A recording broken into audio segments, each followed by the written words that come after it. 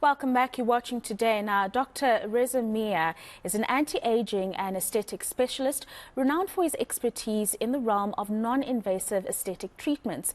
Now, he stresses the effectiveness and affordability of non-invasive treatments, highlighting their ability to deliver natural and lasting results. But there's more.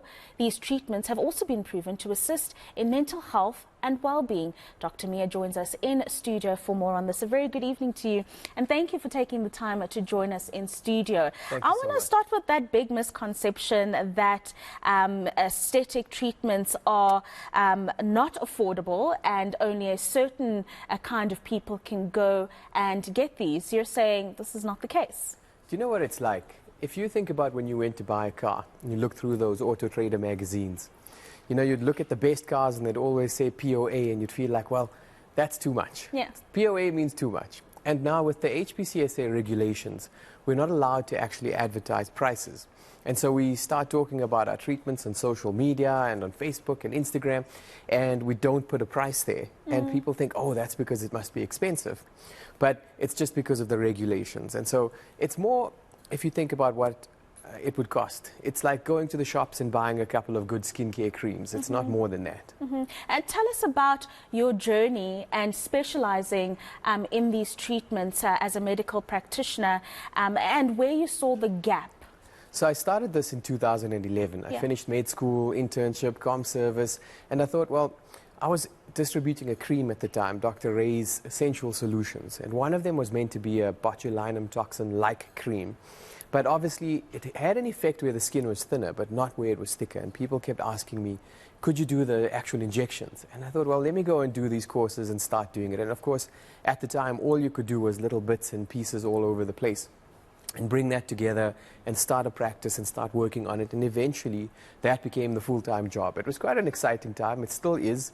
One of the reasons I like aesthetic medicine is because it's dynamic, and we can learn and we can contribute and we can create the actual field of aesthetic medicine. So basically it was just a case of collecting these little qualifications, and eventually I did do the FPD's course. It was a higher diploma in aesthetic medicine, and so it was more to get the piece of paper, because I remember I was actually teaching at the course at the same time as taking the course. So really that's my experience in getting into aesthetic medicine. Yeah, and now tell us about this idea of non-invasive aesthetic treatments. How exactly does that work? And I assume there have been a lot of advancements over the years to make people a little bit more comfortable with altering their appearance or bettering their appearance ever so slightly. So, you know, I would call it more minimally invasive, because it's still needles, but it's not surgery. And I think that there was a misconception at some point that people would feel like, oh, I've got a little saggy skin, let me go for surgery.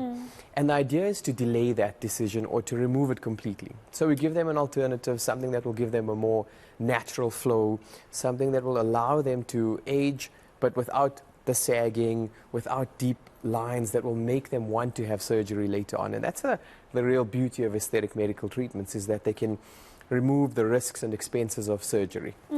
And tell us about their long-lasting effects. How often would someone have to go for a touch-up, if that's what it's called, and really just the maintenance of the skin or wherever this procedure would have taken place? So the various treatments last anywhere from 3 to 12 months. And what we like people to do is to come to see us every 3 or 4 months. That will allow us to keep track of what's happening with their skin. We can do separate scans and have a nice idea about which way their skin is going, which treatments are working best for them. And then from there we can gauge and we can structure a plan for them. But if we're seeing them that often, it means that we don't need to be doing a ton of work at any one time. We don't need mils and mils of filler. We just need little touch-ups, small areas, and we can balance their face, keep them looking similar for a long time, without people wondering, hey, what happened to your face? You know, when you can spot filler, when you can spot aesthetic treatments, that's when you know it's been done slightly off, and it hasn't been done with an artistic mind in view. Yeah. Now we are approaching on the 10th World Mental Health Day, and it's been said that these treatments do contribute to one's mental well-being. Tell us a little bit about that. You know, that works in multiple layers. Yeah. So the first thing is botulinum toxin inside your body will increase your mood, and this has been studied and nobody knows how that works, but it works. So we like that aspect of it. The other one is the feedback. If you had to go and look into the mirror and you had a frown or you looked sad or tired, these things will make you feel sad, angry, tired. But by correcting those problems, the study was done on the frown, but it should apply to anything, you know, the tiredness or the sagging, which could make you look sad. And so when you rectify this and you look in a mirror, your brain will understand that that's your face, and it will give you a response and you'll start to feel better. So again, that's on mood.